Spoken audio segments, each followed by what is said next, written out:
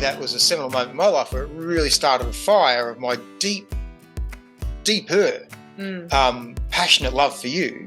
Yes. And for what you and your body could do. Yes. But then also that I was so welcome in that world. Yes. Because for a long time men haven't been, or they haven't been able to throw themselves in.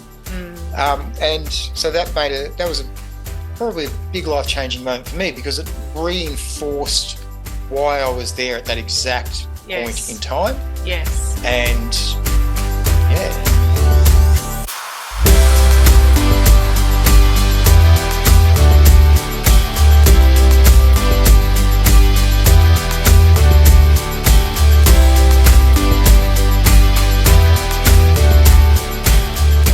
Hello, Quanta folks, and welcome to episode 9 of FAARK the Shoulds podcast.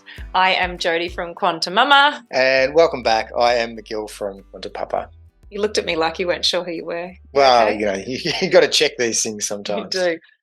So today we are talking about life-changing moments.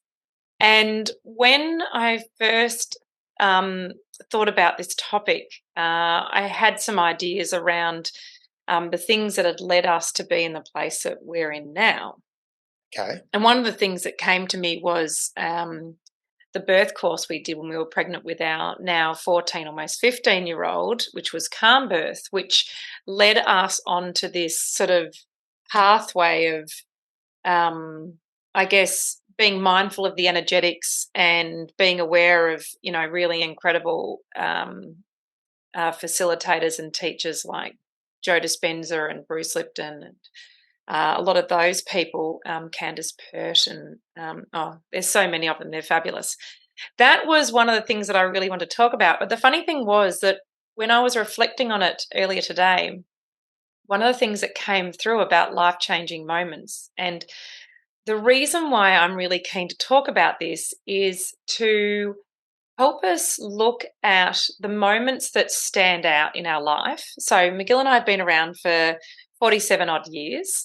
And when you think about how many seconds there are in a day and how a moment can happen in a second, and over the span of 47 years, for your memory to pick out really accentuated or punctuated moments that have left a mark or had an impact in some way that has a ripple effect on your life, it's really interesting. And the ones that I really find curious are the ones that feel like they have an energetic force behind them. So that's what I'm curious about talking about. And what I was going to say was one of the things that occurred to me, and I was thinking about it today, was I had this moment, which was BM, so it was before McGill, and it was early. I know. Can you believe there was such a time? I know. There's such a time. How can you even remember that? I know. Look, it's all very hazy except for this one moment, of course. And I remember being in my car alone. I was on my way to a day shift because I was, freshly minted Ambo. And so it must have been like 6 a.m. Because I was on the way to a 7 o'clock shift. And I think I've told you about this. I was at an intersection that was sort of on the crest of a hill, not far from where I lived. And at this intersection, it was just me and this other, I want to say it was like a small truck sitting there, and we had a red light. And you know how you always sit there and go, red lights, like what's a point when no one else is around? Like the streets were seriously deserted. Anyway, I have been known as a bit of a lead foot in the past. Obviously always safely within the speed limits, but I do like to take off at lights and be like a little Fangio sometimes. And I had a little red car, so it wanted to go fast. And anyway, all those silly things. Probably had the music playing, you were bopping along. Absolutely. Like, yay, I'm so special, I'm an Ambo, I'm driving to work at 6 a.m. in the morning. Are you picking on young Jodi? No, I'm just putting it in perspective. Okay, thanks. Love young Jodi. Just so you know, you fell in love with young Jodi, so don't be too hard on her. I certainly did. Anyway, the whole point about this, and this was just like any other drive to work, the whole point about this experience was the light turned green and I was just about to hit the accelerator and shoot through the intersection. I just for a moment paused and looked to the truck that was next to me, and this guy met my eyes and he didn't do anything, but I swear to God, as clear as day in my head, I heard him say, stop or wait. It was wait. And it was so clear. Anyway, I just went, okay. And so I put my foot back on the brake and I just waited for a minute, which was, I mean, it's just so unusual for me because I see a green light and I just want to go, don't I? Yeah. Got places to go. Off and racing. I have things to do. I got shit to do. Anyway, of course, for some strange reason, I stopped. I paused. And then next thing you know, this other car comes belting through perpendicular to us. We wouldn't have seen them because they were just, it's blind hill straight through the intersection. And I most certainly would not be here today if I had have gone, which was my usual practice. Now, I don't know if you've had an experience like that, and I'm curious, McGill, what comes up when you hear that story. However, what I want to say about it is not so much the sliding doors moment of getting cleaned up and meeting my maker at that moment when I was, the plump old age of like 24, 25 years old, versus being here now and having wisdom. But what that was it was my first experience of essentially what I would now classify as, or I would phrase as, telepathic communication. And it was clear. And I was a very headstrong young woman. I don't know if that probably takes you by surprise. It probably does because I seem quite demure now. But back then, you couldn't tell me what to do, really. I was fiery, redhead, and very passionate. And you're 24. You're living life. Yeah, you're in it. That's right. Up to your neck and going, now what? Throw more at me. What else can I do? I know. That's exactly right. So the reason why that memory came through was when I thought about life-changing moments. Yes, there have been decisions we've made that have put us on our pathway, and you can certainly say that you might have experiences or make decisions or things that impact you that perhaps didn't feel so good, but later you can sit in appreciation of where it put you. And I think there's a richness to that, finding gratitude within anything that happens that leaves you in this place now. But in that moment, I think what I had was an experience of essentially the quantum field, which I find super fascinating. And I think you would have to be denying a whole lot of irrefutable things if you said the quantum field didn't exist. I mean, it's just nonsense. It absolutely does. Well, people might know it by a different name, or they might interact with it differently. But at the end of the day, what I would say is in this moment, in this exact moment in time when you're sitting at those lights and you're about to charge through, and no reason at all, whether he said stop, whether the universe said stop, at that point in time, somebody had your back. Yeah. Something stopped you from going. Some people might call it a sixth sense. Some people might call it an omen. Whatever you want to call it, at that point in time, it is a sliding doors moment. You go through that intersection, you have an accident, you live, you die, who knows where you end up.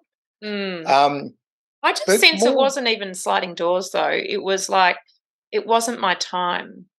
So it was like there was so many things that meant I didn't drive through that intersection. Like I stopped and looked at the guy, which was unusual. I heard the voice clear in my head, and there's no way you could have heard. I mean, it was winter, so windows were up, heater was on, all that sort of stuff.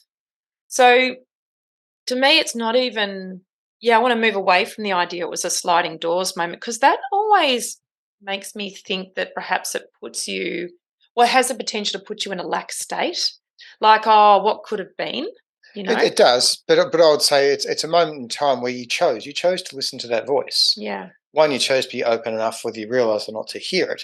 And then not only did you hear it, you chose to listen to it rather than going, well, it's a green light, I'm driving through. Yes. Even at your, bopping around redhead, fiery 24-year-old self going, I've got a green light, I'm going to drive. Yes. For whatever reason, at that exact moment in time, something held me pay there. attention. Yeah. And so I suppose the thing that leads into was I didn't have an appreciation or an articulation around what that meant. But if that happened to me now, I wouldn't question it.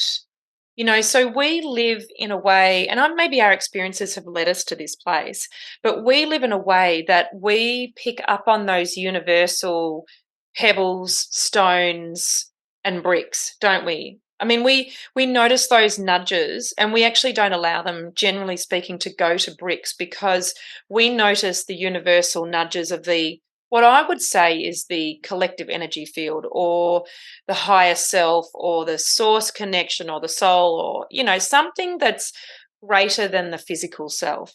Definitely. But to make that just a little bit clearer, Jodi's had this Are you amazing saying I was unclear? Well, you sort of jumped ahead a little bit. Well, I'm just talking how I talk. you've got what you wanted to say, but for those of you that want to actually understand it, Jodi, That was not very nice. no, it wasn't. But Jodi has this beautiful saying that if the universe wants your attention, it throws pebbles at you. And then if you don't listen, it'll throw a stone. And if you're still not listening, it's going to throw a brick. And, you can apply that to so many aspects of your life, of going, oh, I feel a bit run down this week. Maybe I need to rest. Maybe I need to change my diet. Maybe I need to nourish my body a little bit more. No, it'll be all right. It'll be all right. A couple of days later, the nose gets blocked, the throat's sore, a bit coughy. No, it'll be right. I'll push through. I might use something to help me get through. And then I'll be right. I'll be right. I'll be right. And 3 or 4 days later, you can't get out of bed. So, I mean, that's a very basic step. Well, that's listening to the physicality of it, though. I mean, that's creating a toxic environment for the fish in the tank, right? Yes, but it's also showing that, if we're not listening to the signs that we're given, very rudimentary one, but not listening to the signs that we're given, then they're going to compound, they're going to multiply. So in the universe's instance, it gives us a sign, it gives us a pebble, it gives us a nudge, all those sorts of things. And if we hear that and we interact with it, and the universe goes, hey, you're on the way, I'll be back when I need to give you another one. Well, that's been our experience, because I think once we became more practiced at noticing where the quantum energy was pushing us, or the universal field is maybe how I'd call it. Some people refer to as manifestation. So it's this idea that you are working in synchronicity and harmony with the energetic field around you, which is always interacting with other things. And so if it's for your highest good, then generally speaking, well, I would say universally speaking, things will work out for you. But the highest good doesn't always appear like some kind of, rainbows and lollipops, does it? Sometimes it's an experience that has you really challenged and very uncomfortable, because you need that growth. Yeah, and it's got you to a point where if you're ready for the change or not, the universe is going to really heap it on until you either accept it or you keep trying to fight back and push back against it and see, who knows where that leads. Yes. But I can't imagine it would be an overly happy place. Yeah. So when we talk about life-changing moments, what comes up for you? Such a big question. Apart from our friend the Chroma that we met. We met together. Gary the Chroma. Gary the Chroma. That's my most definitive life-changing moment, but that's another story. Go Gary. Go Gary. I don't know. I guess I probably never had an ability to put it into words when I was younger. Growing up, and we all grow up and we have these different experiences and these different moments in time, exactly as we're talking about. But for some reason, I always felt that I had something just in the background going, don't head down that path, or don't move towards that, or get involved in that. Didn't always listen to it, and we didn't always work out the way I thought.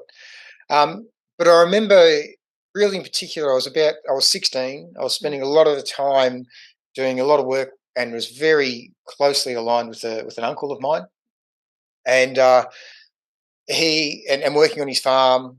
Loved it. Loved being out in nature.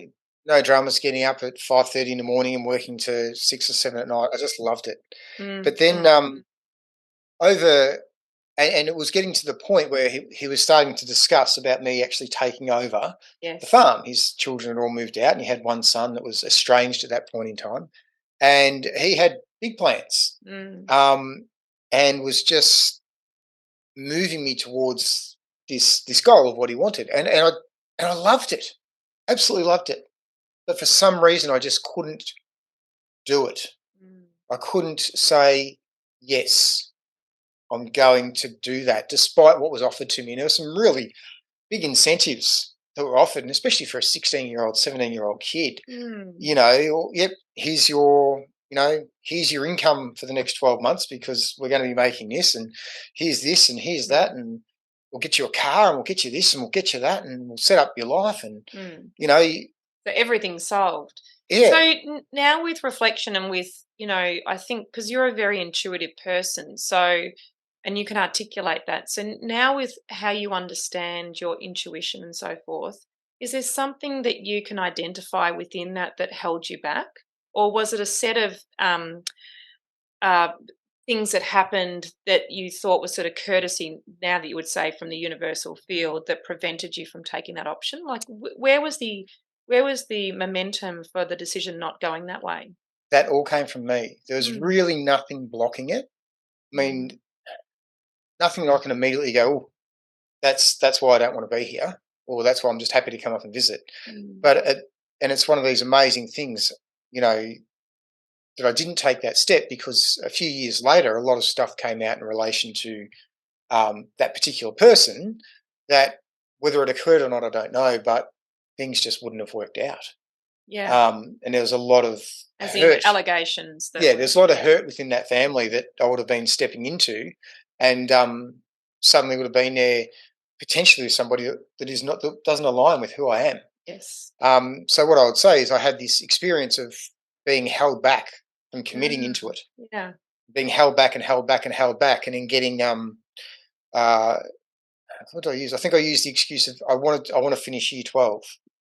I'll finish year 12 and then we'll work it all out, and I'll have my VCE and I'll have this and I'll have that, and so that was my little safety thing that I pulled on, and then in that time things began to unravel between relationships on the other side of that family that would have had a massive impact on especially a 17, 18-year-old kid if I had been committed and living in that environment. So I think that's the first time I've had that little, some people call it the hackles on the back of their neck, or just your little bump, just a bit of gut feeling. Hairs on the back of your neck. Yeah, it's good. I mean, like you could definitely look at that as a very bittersweet thing. And perhaps, next week McGill will tell me that we're about to buy a farm and he's going to realise his lifelong passion of being a farmer and milking cows at 4 a.m. And good luck to you, sweetie. I'll slip in for those ones. Yeah. Well.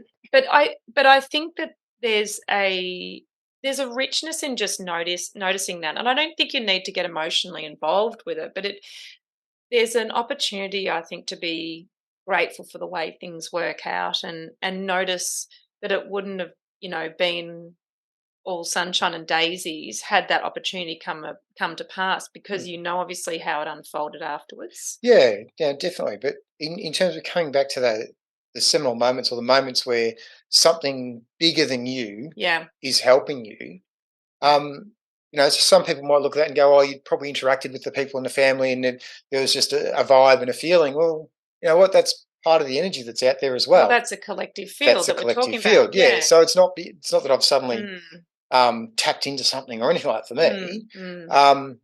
But it's just, it is what it is. I was open and receptive to what was going on around me, and it probably led me down a path where I otherwise may have ended up in a situation that wasn't as great as what it appeared to be at first. Now, the other thing you talked about in there was calm birth. Yes. So, well, I think birth can be one of those life-changing moments. It should be a life-changing moment for everybody involved. Should it? Should it? FAARK the shoulds. It must be. FAARK the should. Yeah, I know. We need our 7-year-old in here, because every time we say should now, he says FAARK the should, and I said, even out in public with someone else says it. All the time. I said ought yesterday. He goes, what does ought mean? And I went, well, it's an alternative to should. And I said, we ought to do it. Fuck the oughts. And I went, oh, crap, I'm going to run out of should alternatives. I've got to stop educating the kid. Yeah. Anyway, I digress. What I wanted to pick up on, and it's funny because I actually want to talk about this. It's something that I think has been sitting in an interesting space for me for quite some time, because there's always been something around women who have really positive births. They're not able to celebrate them in our society. You are bonded by surviving birth. That was my first appreciation of birth obviously after giving birth, but when I joined the obligatory mothers group that you do when you have a first baby. You've got to have a war story. Apparently you've And got to my have a war war story has got to be story. better than your story. Yeah.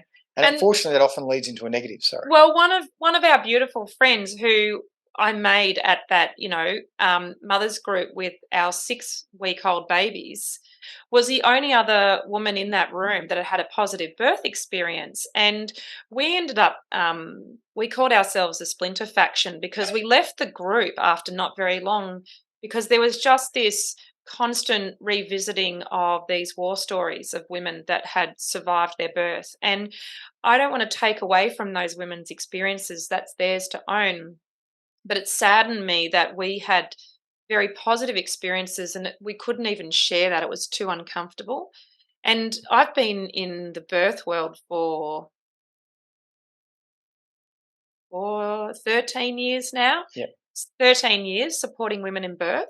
And it saddens me at a cellular level that the women I'm meeting, so many of them, don't know the richness of what birth can do for people.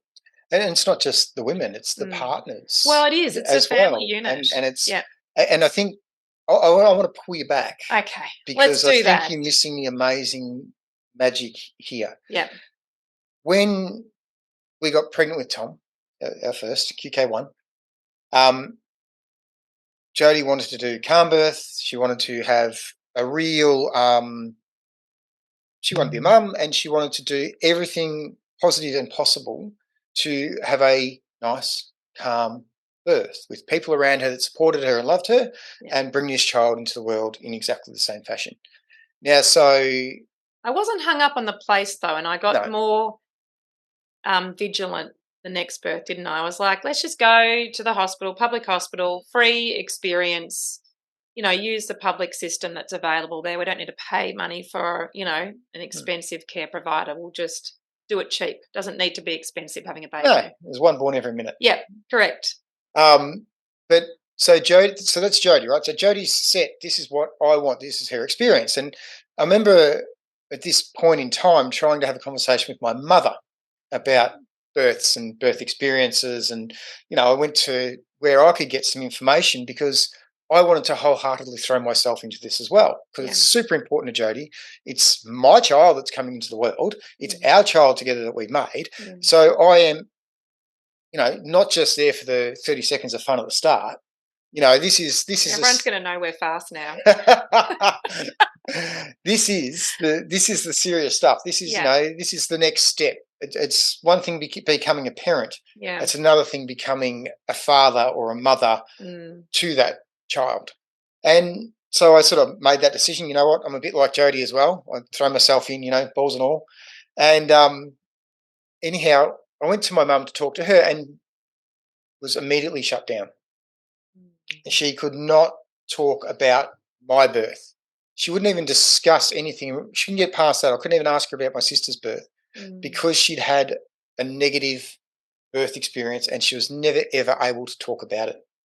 Yeah, she really had that trapped trauma within her, didn't she? Yeah, and loved my mum to absolute ends of the earth. It's not about whether you love your mum. She had a lot of sad that she had a lot of trapped traumas that she couldn't let go. And this is one, especially after we'd had all of our 4 kids and we'd had obviously hospital experiences and then some home births. And once we'd had those things where there was the opportunity for her to hopefully feel safe talking to her own son about the birth. But that, even though I brought it up a few times, that never arrived. But I feel that at that point where you've decided what you've wanted, I've made my commitment to that, a different level of understanding came into it for us. And then we did our calm birth classes, and your mum came as well, because she was going to be part of the birthing team. And she was a fabulous asset. She was. She was amazing. She threw herself into it as well. And then we sort of moved through, and then we get to this, for me, in this experience, and I'll let you talk in a minute, the actual birth. I mean, we're getting home from work and, you're laying down in bed going, apologising for laying down in bed. And I'm like, pretty big belly you got there, darling. You've been Or was it your growing eyelids? That's it. You're allowed to be tired. And then you said, oh, my God, I'm weeing and I can't stop. Oh, no, it's my waters are breaking. And then we got in the Worst car. place to do it in bed. Got in the car, drove into the hospital, and then went through this experience where, and if you've done calm birth or you've done any form of supportive birth as the partner, you are extremely involved in every aspect of it. You're doing breathing practice, you're talking affirmations through, you are as connected as you can be. The only thing you're not doing is necessarily having the contractions at that point in time, but you're riding each wave of the contractions as you go. And that level of connection really took a little spark. And that's what, I guess, for me, that was a seminal moment in my life where it really started a fire of my deeper passionate love for you and for what you and your body could do. Yes. But then also that I was so welcome in that world. Yes. Because for a long time, men haven't been, or they haven't been able to throw themselves in. And so that was probably a big life-changing moment for me, because it reinforced why I was there at that exact point in time. Yes. And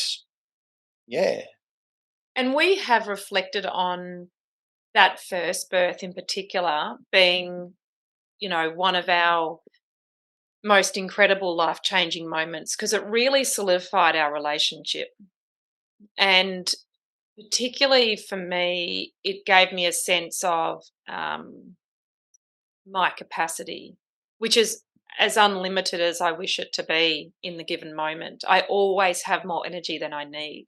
So I have this ability to achieve whatever I set my mind to and what is in alignment for me. And I really got that knowing, that belief just got sown through my cells in that experience. And I think one of the things that I see in society now is that we are big fans of comfort, and we don't often give ourselves the opportunity for discomfort, finding comfort within the discomfort. And I suspect that we would all be richer for being a little bit uncomfortable a little bit more often. Because one of the things, birth is one of those situations where people, for the most part, just don't want to be uncomfortable. And there's a litany of reasons for why we ought to give. No 7-year-old here. Why we have the opportunity to honour natural birth, like all sorts of reasons, for the woman, for the baby, for the unfolding of the process and the potential to shunt it out of alignment. There's all sorts of reasons, but more perverse than that is society's willingness to offer comfort in something that is a natural experience. And more than it being a natural experience, it is the most exhilarating experience I have had in my life. And we have done 4 natural births. I would consider the first one actually the most medicalized and the most interventionist. And it was like we did have to push to have a natural experience within that one. The other 3, and this is where the environment can make a big difference, but the other 3 being home births were really, they had no intervention whatsoever. No, they didn't, and they just happened. I laugh how you say the first one was probably the most medical. There's the most amount of medicalised stuff involved. Medicalised, yeah. That's what I'm after. Yeah. Clearly, I wasn't the ambo. Yeah. But then we got down to the 4th. The midwives weren't even there. Yeah, no one made it. It was just basically us and I know. And your mum and our kids. Yes. All there, and Caitlin. Yes. I think our beautiful chiropractor made it as well. Yes, and our doula. We do birth with lots of people. Yeah. Did she make it? Absolutely. Steph did make it. Oh my God, love Steph. She's amazing. Steph, what a legend. Caitlin, our chiro. Anyway, it does sound like lots of people, but it didn't feel like lots of people for the last one because, the care providers weren't there. The thing I suppose I want to talk about as we circle around to some kind of closure is that these life-changing moments, quite often, if they don't just happen upon you for your higher good, say like not driving through an intersection and getting cleaned up by some idiot, if they actually sit in those spaces where we think there's discomfort, and instead of taking the opportunity to experience the discomfort and see what's on the other side, we opt out for a more, I want to say like beige experience, but that sanitized experience where it's managed and it's a bit more known. You're not in the unknown. And those life-changing moments, they don't hang out in the sanitized spaces. Those life-changing moments hang out in the unknown, in the discomfort, in the new, in the newness of experiences. And it is, once you trust in the process of the potential experience and what you can get out of it, uh, there is a depth of richness that words cannot put to. And I could go and speak to 100 different life coaches, and I strongly suspect, no disrespect to them because I know they do a lot of good, but they will never encapsulate and promote within me the feelings I got of my own powerful ability and own capabilities, incredible, incredible capacity to do shit I'd never done before, like squeeze a watermelon out of a lemon, stretchy lemon size hole. But like that, they have no ability to do that. That has to be done as you walk through that proverbial fire. So we sort of started and we spoke about getting our little nudges by the universe. Yes. So we sort of get to a point, and then our birth ones was a commitment by both of us. So we didn't sort of have to be nudged into that one. No. And then coming up to, I guess, more recent times, and we're skipping ahead decades as we go here.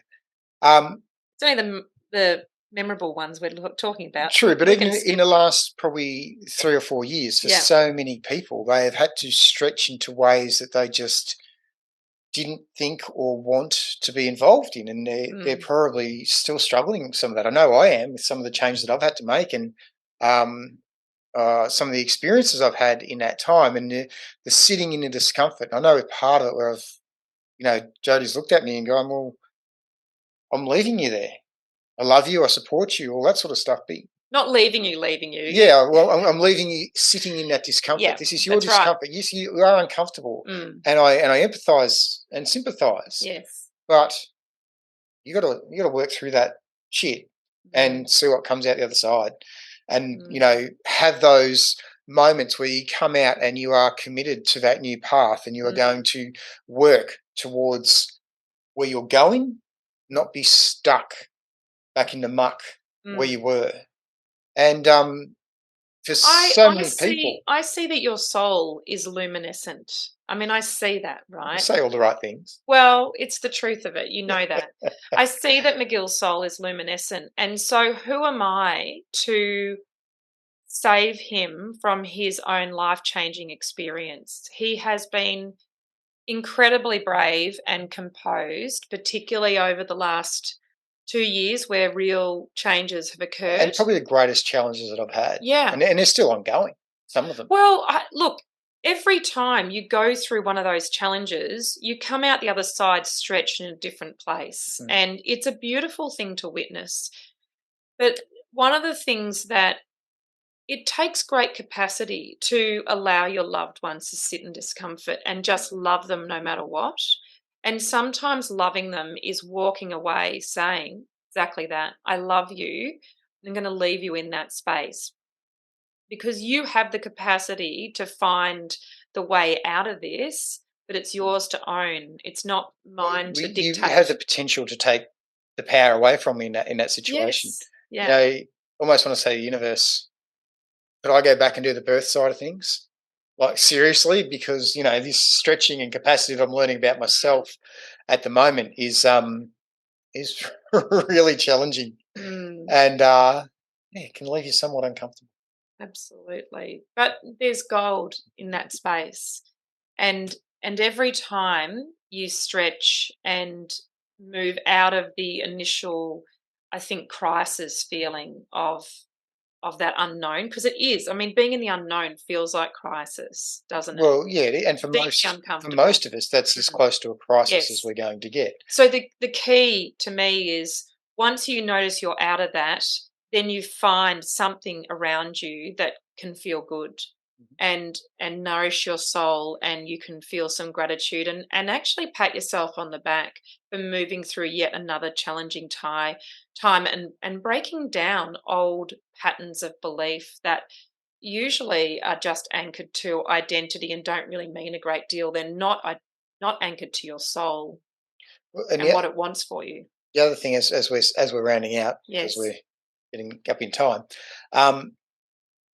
as a result of these experiences that we've had, I feel I'm far more open to listening to what's going on around me, where those ideas are coming from, where the nudge is pushing me, where the sway is going, and that sort of stuff. And so I feel far more in alignment with myself, and I just see. And funnily enough, I had this amazing conversation with Timmy Tarko today, who rang me, and he was just saying, "So, have you sorted out what you're going to do? Because last time you were just sort of going to cruise along and see what was happening, and I haven't spoken to him for about 3 or 4 months."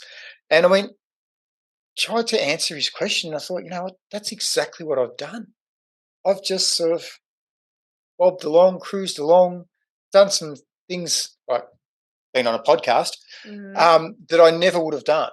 And just having a go at so many different things. And the richness of life is starting to really reveal itself. Yeah. But it's a motherfucker along the way, Oh, isn't it? God, yeah. It really is testing. Yeah. Sorry, you know that birth thing? Give me the drugs. Joking. Boring. Totally joking. I mean, no judgment, but boring. Seriously. Just don't narcotize yourself to life. You're going to be dead for plenty of time. The whole point of living is to experience it, all of it. And the human condition. You will understand your capacity. And I will leave you with one thought. I invite you to do this if it resonates. One thing that I took as a daily practice when I felt I needed to have a bit more discipline around my thought flow and finding, I think, the positive within my space, I created these little itty bitty mini meditations, I call them. They are, how long would I do it? Like, was it 45 seconds or something? Only 30 or 40 seconds. Yeah. It would be some kind of statement or affirmation, and I would set an alarm on my phone, and there's still one that goes up in my old phone, and it's really unique timing. I come home from work and it always seems to be just as this thing's going off again around 4 p.m. And the one statement that's left on there is, I live in synchronicity and alignment. And I haven't deleted that one off the old phone. It's just there pinging at me every single day. No, actually, I got it today. Did you? It was clearly my turn to hear that message. And look, you know, this may resonate for you, it might not, it might seem silly, but when you create a practice for yourself, again, you move into the unknown and the discomfort, and then you have this opportunity to start changing the way you think about things, including these life-changing moments. And so there's an opportunity to change your perspective, just like we talked about in previous episode. And when you do that, you may actually change the emotion attached with those life-changing moments. And then suddenly, with that perspective, comes an awareness of the beauty of it. That's good.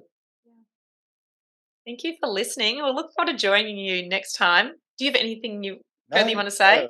No, I think you're onto it. All right. Nice one. Bye, beautiful people. Bye.